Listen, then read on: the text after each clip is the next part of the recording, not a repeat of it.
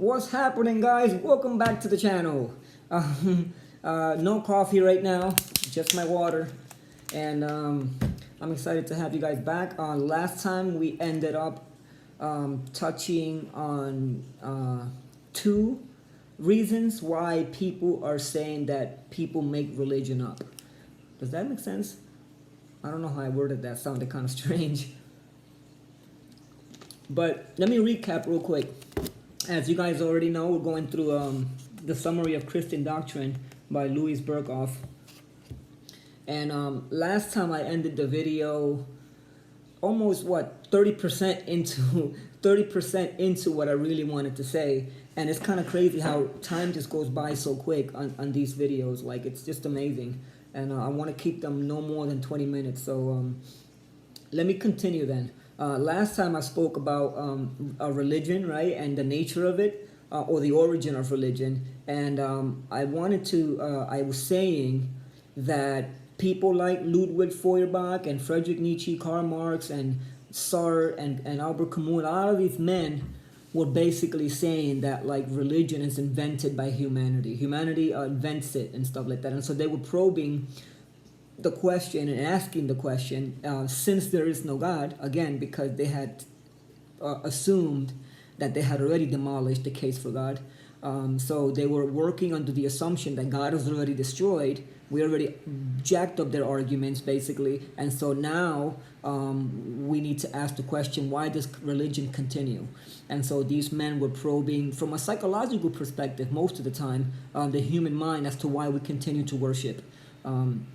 We read from Berkhoff two reasons that he said. One of them was that it was a construct of the mind by deceptive priests who were trying to make revenue. They were trying to make money out of it and stuff like that, because I guess that it is a source of revenue, right? Because if you can tell the people, and we still see that today, a lot of this we call the prosperity gospel, right? Where we believe that there are men out there who are slandering God and who are offending Jesus, right? By taking the things that are sacred, the things that are holy and entirely to God, and using it not only to manipulate people, which is so evil, but to make themselves rich. We see this now with a vengeance. We see it everywhere. If you turn on the TV to your Christian channels and stuff, that's what you're going to be seeing.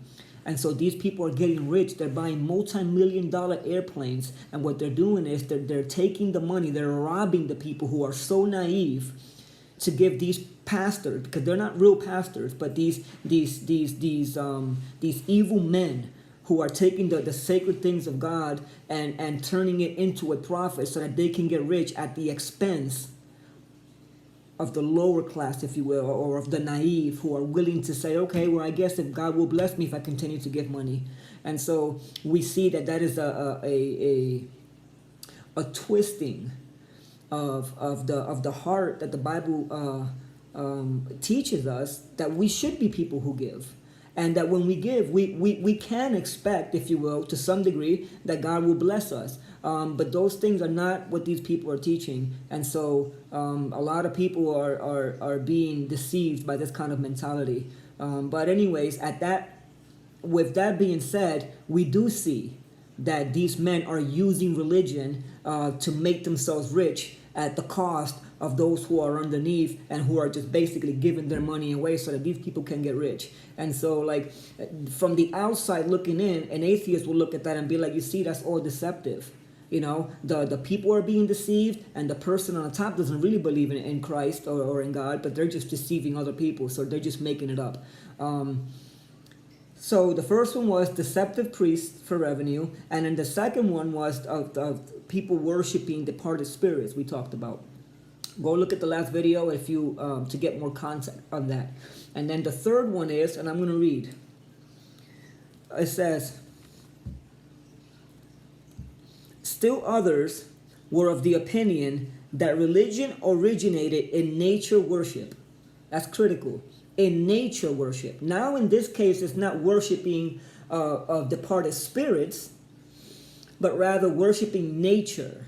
Okay, and obviously nature would be the hurricane or the floods or earthquakes and volcanoes and or tsunamis and plagues or diseases. You know, like we have all of these things that enter into our lives or into our existence, if you will, from the outside that frighten us. And so, like, it's let me continue to read before I continue. It originated in nature worship, that is, the worship of the marvels and powers of nature, or in the widespread practice of magic. I'm just going to finish reading a couple more sentences and then put this book aside, and I'm going to say some things. It says, but these theories do not explain any more than the others how non-religious man ever became religious, which I agree with. Just because humanity, right, has the ability to make up a God, right, doesn't mean that mankind actually does that. Even though we agree that mankind does make up stuff as we go. However, it still doesn't answer the problem as to the origin of religion, because it's already starting with a man who's already religious. We can't answer that. The answer must come from within, where it's like, well, where did it come from? Who put it inside here? And then lastly, he says this: they all start out with a man who is already religious. So again, a man starts out already religious, and you begin to see outward manifestations of an inward reality. So let me say this. I'm going to say something about some of the charges against Christianity or religion. People like Freud and, again, these men I have already mentioned, they would say, for example, that, again, let me go back to the Puerto Rico analogy with this whole earthquake. It is quite possible that, or even in Puerto Rico, right, that my people, right, are now, for example, even building up shrines, right, so that they can worship and pray to a God who is sovereign and in control over the hurricanes. Not that these people really believe that there is a God, but that's their far-fetched idea of maybe if there is a God out there, maybe he can rescue us from this calamity. And so that's the idea. And what these men were saying is that when natural disasters and calamities happen, this is when men begin to make up God so that the gods or God can rescue them out of this plight. And so that becomes the root of our religion. It's just it's a cop-out, it's an excuse, we're just afraid of stuff. Other people would say that it is death that we're afraid of. We're so afraid of death so that we have to make up a God who will rescue us from death. And so that's the charge against religion. And now I'm gonna quote Ludwig Feuerbach, who basically said also this. He said that religion is basically a construct of the mind. I have a couple of quotes that I'm actually going to read. It says that man, it says that the Bible teaches, he says, that the Bible teaches that God created man in his image. We've already touched up on this. God creates man in his own image. Now, what Feuerbach said was that if you look at it, in reality, it's the flip side of that. It's not that God creates man in his image so that mankind can worship him, and therefore that explains where religion comes from, because we're saying, no, we have religion because there is a God who created us and instilled religion inside of us so that we may grope for him, so that we may find him, we may search him, we may have a desire for him. Almost akin to the desire that we have innately for food, and it just so happens that there's food out there. We can talk about sex, for example. We have a natural desire for sex, and sex is also possible. So we might stretch that out and say we have a desire for religion or for God, and there so happens to be a God. So all that to say that, like, from Feuerbach's perspective, it's not that man is made in the image of God, but he flips it. And he says it's actually that mankind has created God in their image. Now, R.C. Sproul, in his series on psychology of atheism, which is an excellent study on these topics of atheism and philosophy and theology, but he said if you look at like a black person, like black people, if you look at their tribes, right? Black people will tend to have a deity that's black, like their God is black. Spanish people, if you look at the Spanish people, their God is going to be Spanish, right? White people have white deities, and Indians, all of the Indians, their gods act and talk like Indians, and the cowboys and so on. If you see a cowboy, he's got you're not going to find a cowboy who's worshiping an Indian deity. I know that's a general construct, but I think there's a lot of that is actually true. And so, but what Feuerbach is saying is that that's what it is. Each nature or each tribe, each person begins to make up a god that suits them. Okay? And although that's far-reaching, I believe that in fact people have done this in the history of humanity, that there are certain tribes and certain races and colors of people who invent their deities to be exactly like them. And so from Feuerbach's perspective, he's saying is this: by the person, you will know their God. And by their God, you will know the person. That's a beautiful, beautiful observation. That by looking at a human being and by observing him, you can know exactly what kind of God he's going to worship. And also, if you look at their God, you're going to also see what type of person that God reflects. A beautiful observation, again, because I think the Bible does give us instances where people do invent gods after their own images. I believe that the people in the Old Testament were guilty of doing that, right? But God was always angry at that. And so all that to say is that this is what Ludwig Feuerbach said in light of this whole thing that man creates God in his image. Watch what he says. If the plants had eyes, taste, and judgment, eyes, taste, and judgment, the plants, each plant will declare its own flower the most beautiful. Now that's huge. That's critical. It's a beautiful, beautiful, it really is not only a beautiful observation, but it's a beautiful quote. I don't agree with it, but I love the observation. I mean, think about it. If the plants had eyes and taste and judgment, if you go outside into your garden, and each of your plants out there would be able to have a mind and a mentality, what Feuerbach is saying is that each of those plants would declare its own flower the most beautiful. What is he saying? He's saying that in the same way, if you look at humanity as plants, if you will, each of us is saying that our God is the most beautiful. The black guy says, oh no, my black God is the best. The white guy says, oh no, my white God is the best. The Indians, oh no, my Indian God is the best. And so from Ludwig's perspective, he's basically saying is that, listen, this is the construct of the human mind. We want, it's almost like a self-reflection. God becomes a self-image. You want to take a look at how great Danny is? You want to know how awesome I am? Take a look at the God that I worship.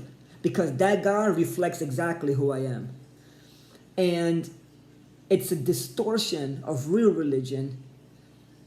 However, I do again believe that mankind is extremely capable of doing this. And I know people that have actually done that. They would say stuff like, oh no, well, my God is a God of love. There you go. You have just created a God in your own image. You have made God to be who you want him to be. And so we see this all of the time. So that's why I think Ludwig Feuerbach and these men, they were on point with a lot of these things. I think mankind not only has the ability to conjure up a God in their mind and to make God in their own image, but I think that mankind actually does that.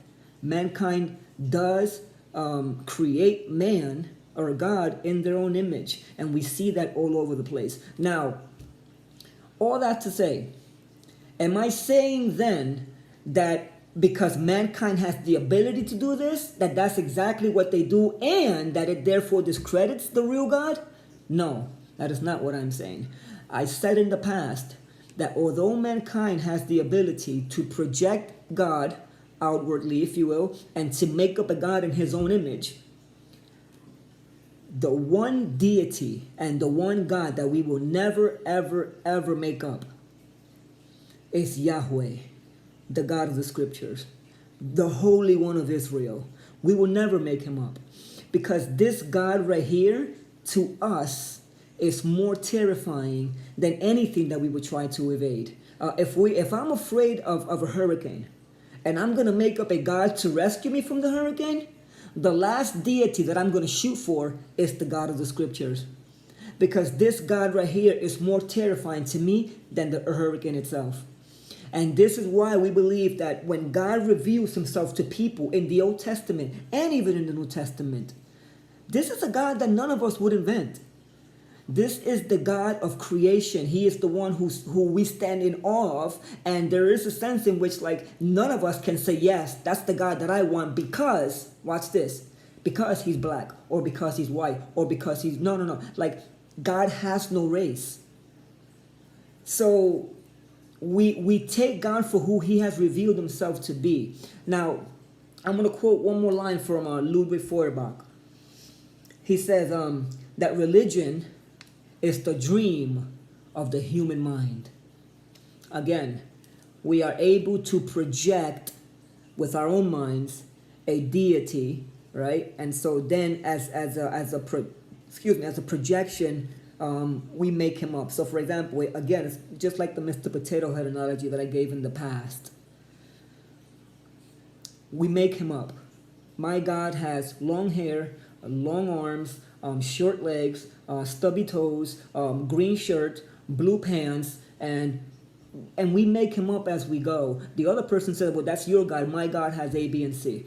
I hope I'm not over-laboring the point, but here's what I want to say at the end of this video. We're already 17 minutes into this. I'm going to just give two quick testimonies. And this is not just because the Bible says so, even though, of course, I believe the Bible is true, and the encounters that I see in the Bible to the living God, they're not fun. And what I mean by that is that when men beheld the real God, they fell as if dead. And so they weren't inventing this kind of God. Now, I'm going to say this. When I was anywhere between 19 years old and 20, not even, like 18 and 20, somewhere around there. This is when I moved from Puerto Rico to Florida. And I wasn't a Christian. I had lived my entire life, and I was so bad. I used to sell drugs in Puerto Rico. I used to fight like crazy. I mean, I had dropped out of school. I was in the projects in Puerto Rico, and I was just going crazy, right? And luckily, my brother was already living in Florida, and he had sent me and my mom the plane ticket so that we can come to Florida. And I took the opportunity because I was already heading in a really bad direction. Anyways, that's just a side note. But all that to say, I was not a kind person at all. Like, I was a very bad man. I was very bad. And then I remember one time that my mom was more into the religion aspect. She would always try to get me to go to church, and I'm like, oh, whatever, I don't want anything to do with it. But here's the thing. Deep inside, I knew that not only God existed, but that this God was extremely, extremely frightening. Like, I was terrified, but I would always suppress it. But one day, my mom took me to this place, a friend of hers that she had just met in Florida, and so I went. She took me with her, so I went with her. And I didn't know these people, but all I know is that they were Christians. So being exposed to really bad people, a lot of my friends, like a lot of the guys that I knew in Puerto Rico, like these people, like, were legit murderers. like literally, like they've killed, like, and so like I look at that and I'm like, oh my goodness, I was in very bad hands in a very bad place, and I would be in that. That's where I lived, right? And so I'm not used to the church scene, even though I would sometimes be what's the word I'm looking for, like influenced by it, by outsiders. Anyways, my mom invited me to this place, to her friend's house, and we went in, right? So I went in, and immediately I felt a sense of like, this is a Christian home, right? And I remember that the lady sat down with my mom, and I sat down. I don't know anybody there, you know, but all I know is that there was a woman, you know, a mother with her 2 daughters. And the daughters were roughly about my age, anywhere between 17 and 20, around that area. And I remember that, like, they actually sat down, and at one point I was just sitting down on the couch. I don't know anybody there. You know, my mom was talking to the lady and stuff, and they're having a good time. And all of a sudden I see these girls whip out guitars, and they just began to worship God. I mean, they were singing songs to Jesus and everything like that. And I saw that, and I'm like, something inside of me, like I wanted to run out of there. I wanted to be out of there, because I had this overwhelming sense of not only the presence of God in that house, but I knew that God was too holy and majestic for me to even be in that room. I actually felt like I was staining that house. That's how dirty I felt. And I was like, wow, like this. And then when the girls were worshiping, there was this almost like a what's the word I'm looking for? Like an eminence. I don't know if that's the word. Like it was almost like protruding out a sense of holiness. It was a sense of purity that I've never really encountered like that. And these girls were worshiping, and I literally was terrified. I'm like, I don't want to be here. I don't want to be here. Like I felt like if someone took me out of hell and excuse me, and wanted to put me straight into heaven in the presence of God, I'm like, no, I don't want to be here. And it was a frightening experience, because I kind of saw holiness, and I said to myself, like, I need to be out of here. Like, I'm out of here. I don't want to be here right now. I would rather be in the world doing bad stuff, because it's too much for me to behold. That's one story. And another story, and it's not even a testimony, but I was reading R.C. Sproul's book on the holiness of God a while back, and he has a portion in there where he speaks about a prostitute, and I forgot her name that he quoted. I think her name was Xaviera Hollander or something like that. But that there's a testimony of a prostitute, right, who I think they interviewed her. Don't quote me on this, but it was something about the fact that this prostitute, she can do all of the prostitution that she ever wants to, like, without impunity, if you will, or with impunity, and not care. Like, she'll go sleep with all types of men, and she'll do her prostitution all day till the cows come home, no problem.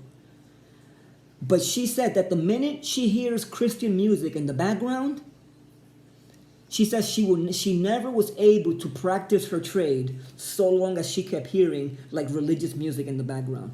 What's happening there? That's what's happening. It's the idea of the dirty finding itself in the presence of the pure and wanting to flee from that. Why am I saying this? This lady, Xaviera Hollander, or whatever her name was, she didn't make up that God. Like, she didn't make him up. She encountered him. Like, even through music, she would encounter him, and her natural reaction was to flee from that. And that's what happened to me. We're not making this God up, because this God I will never have made up. If you would have told me, well, if you was to construct a God of your own, I would be like, sure, let me construct him. Of course he would be Puerto Rican, right? Of course he would also be sinful, because I want him to be like me. I want him to be exactly like me. But the God of the scriptures is not so. And I have to end this video. I don't want to continue to go on any longer. All that to say this. Maybe it's true that mankind does have the ability to make God in their own image. We grant that. But I'm going to challenge us, you, to think about this.